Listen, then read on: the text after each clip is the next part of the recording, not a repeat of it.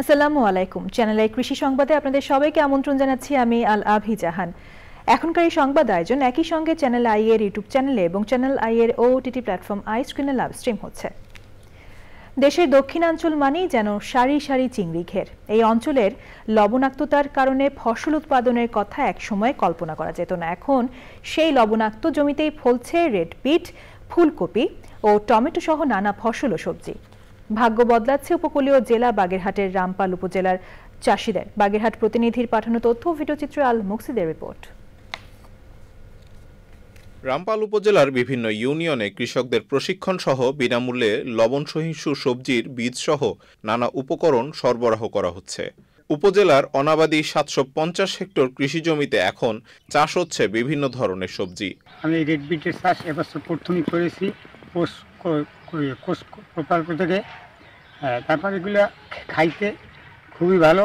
Office থেকে আডি পাইছি, পাতাকপি, মরিচ, রেড বিট। আমার এখানে কৃষি জমির পরিমাণ 7%। এখানে আমি বিভিন্ন ধরনের শীতকালীন সবজি লাগিয়েছি। প্রতি বছর জুন থেকে অক্টোবর পর্যন্ত সাগরের লোনা পানি উপকূলীয় এলাকায় ঢুকে কৃষি জমিকে আরো লবণাক্ত করে তুলছে বলছে কৃষি বিভাগ।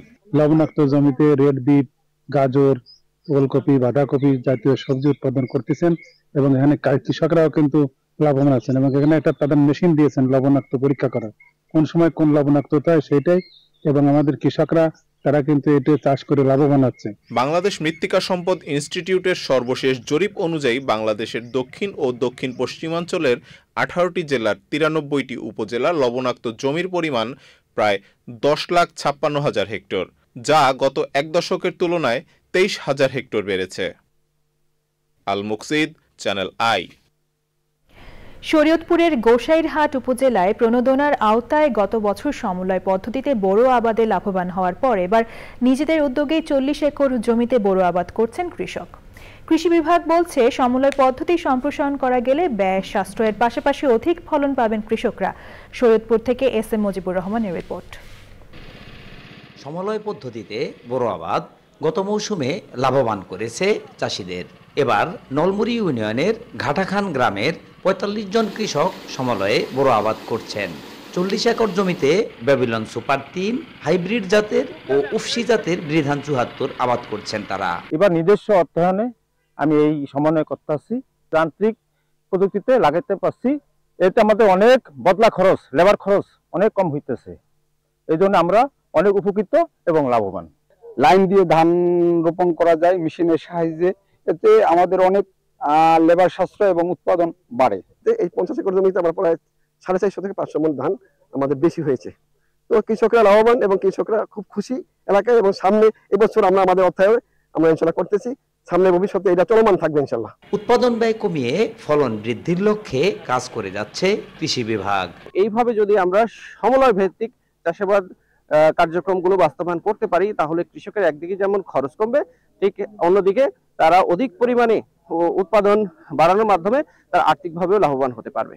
সমন্বয় পদ্ধতি সম্প্রসারণ যেমন কৃষি উদ্যোক্তা তৈরিতে সহায়ক ভূমিকা পালন করবে, তেমনি দেশের খাদ্য ঘাটতি মেটাতেও কার্যকরী হবে বলে মনে করছে কৃষি বিভাগ। শরীয়তপুর থেকে S M Mojibur Rahman, channel I.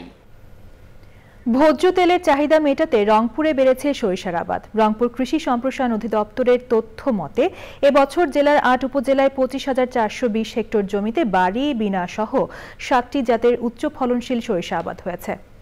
এর মধ্যে শতকরা 60% জমিতে আবাদ হয়েছে বাড়ি সরিষা 14। এবছর সরিষা উৎপাদনের লক্ষ্যমাত্রা ধরা হয়েছে 59,103 মেট্রিক টন। কুড়িগ্রামে দিনব্যাপী বিনামূল্যে ভেটেরিনারি চিকিৎসা ও ভ্যাকসিনেশন সেবা প্রদান করা হয়েছে। সোমবার কুড়িগ্রাম ভোগডাঙ্গা মডেল কলেজ মাঠে বাংলাদেশ সেনাবাহিনী Rangpur area military farm Lalmonirhat উদ্যোগে ও জেলা প্রাণী সম্পদ বিভাগের সহযোগিতায় দিনব্যাপী এই চিকিৎসা সেবা কার্যক্রম চলে। এ সময় উপস্থিত ছিলেন লালমনিরহাট মিলিটারি ফার্ম ভারপ্রাপ্ত অধিনায়ক লেফটেন্যান্ট কর্নেল পীযূষ কুমার বিশ্বাস, রংপুর সেনানিবাসের lieutenant colonel Ali Rahat Ahmed Rashedi PSC, জেলা প্রাণী সম্পদ কর্মকর্তা ডাক্তার হাবিবুর রহমান সহ অন্যরা। এ সময় ৩৫০০ গরু, ছাগল, ভেড়া, হাঁস, মুরগির চিকিৎসা সেবা সহ টিকা প্রদান করা হয়। এই ছিল কৃষি সংবাদ। ধন্যবাদ সবাইকে।